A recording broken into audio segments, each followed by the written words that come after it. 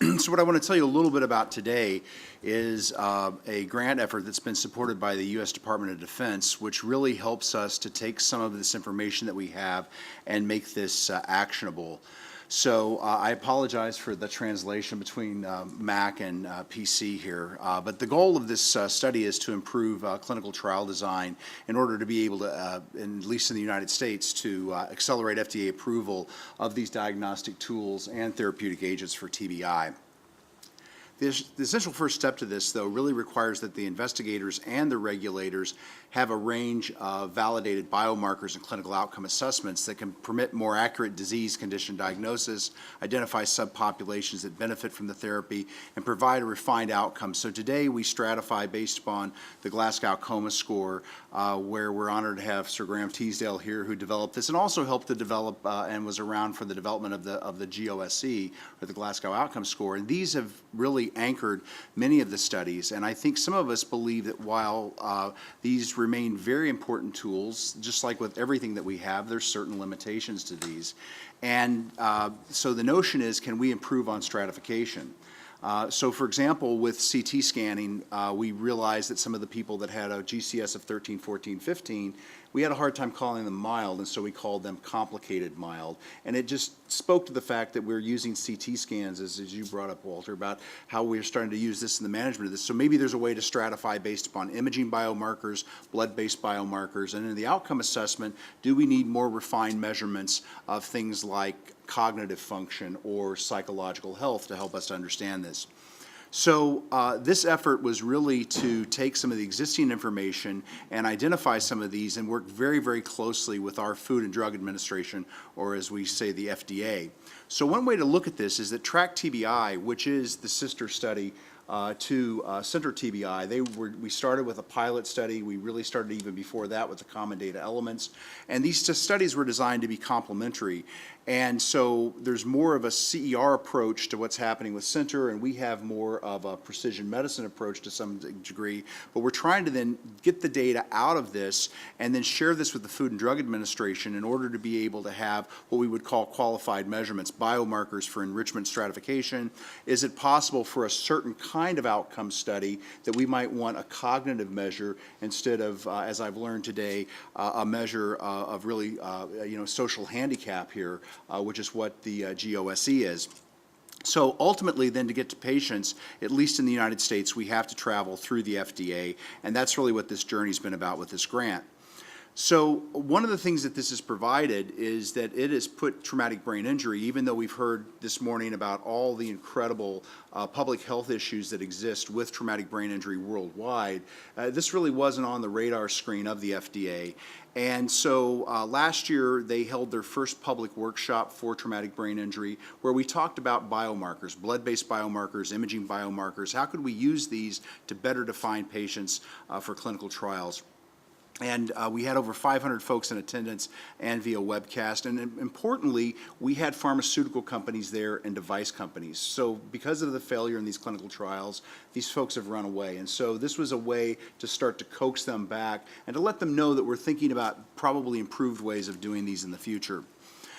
We've also been involved in a group of folks in the Food and Drug Administration who handle drug development. And we held a meeting called a Critical Path Innovation Meeting. And what this was about was to help us with the regulatory guidance to figure out how would we move forward with blood-based biomarkers, how would we move forward with imaging biomarkers. And part of this strategy was to develop a letter of support.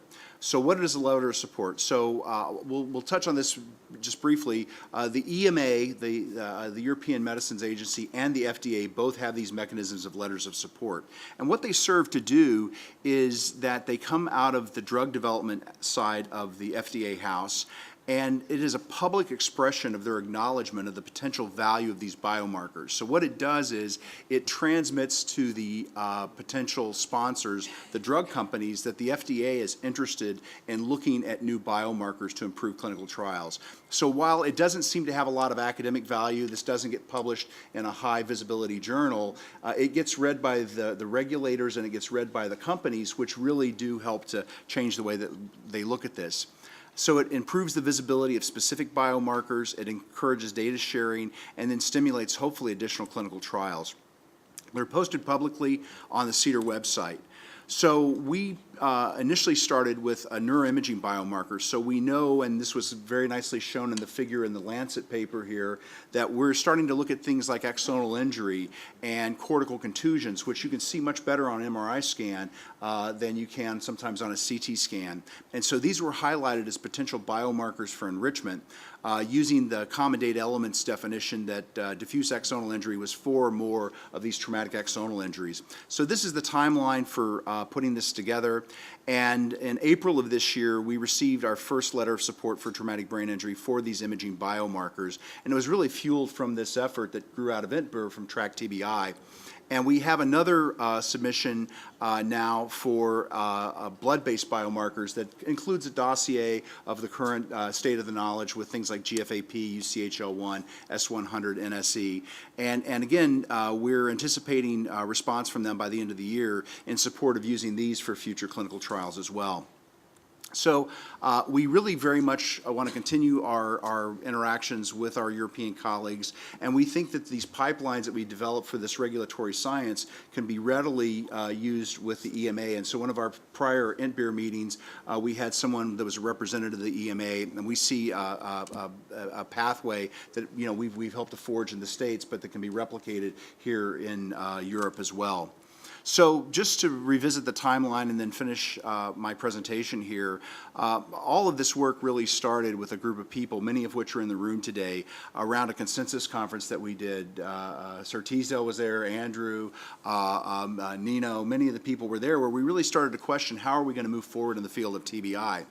What grew out of this was this need for common data elements to build the kind of databases that you're now going to see in the next 5 to 10 years of the data coming out of this. We had working groups that got together, 189 individuals from multiple agencies, and the deliverable was this TBI CDEs, which was an international effort. At the same time, Andrew and David and others helped us to put together the TRACK-TBI pilot study, which gave us information on how to design both TRACK and CENTER. We've had a lot of investment from philanthropic organization One Mind that helped both CENTER-TBI and TRACK-TBI with some of our data issues. The DoD stepped in to provide some analytic funding for the pilot, which Hester and many of the people here actually worked on this. INTBER started 5 years ago, and FITBER, which is this federal interagency data repositories, where we're having a legacy site to keep all of our data, and many of these deliverables from this. TRACK-TBI and CENTER-TBI, as I said, got launched together, the TBI endpoints development, and finally leaving us with, I think, many deliverables over a relatively short period of time. And I think we are now actually starting to move the needle. I think this episode of this issue of the Lancet Neurology really, I think, characterizes a lot of things that have happened. This is a landmark achievement for Andrew, for David, for the whole entire team that's here. And I think it really speaks to the international collaboration. We didn't get here individually. It wasn't one individual. It wasn't one company. It wasn't one university. It's really been all of us in the room together that have actually been working together to try to improve the care of our patients. So thank you for inviting me today, and this is a momentous occasion that I think will define the course for the next 10 years. Thank you.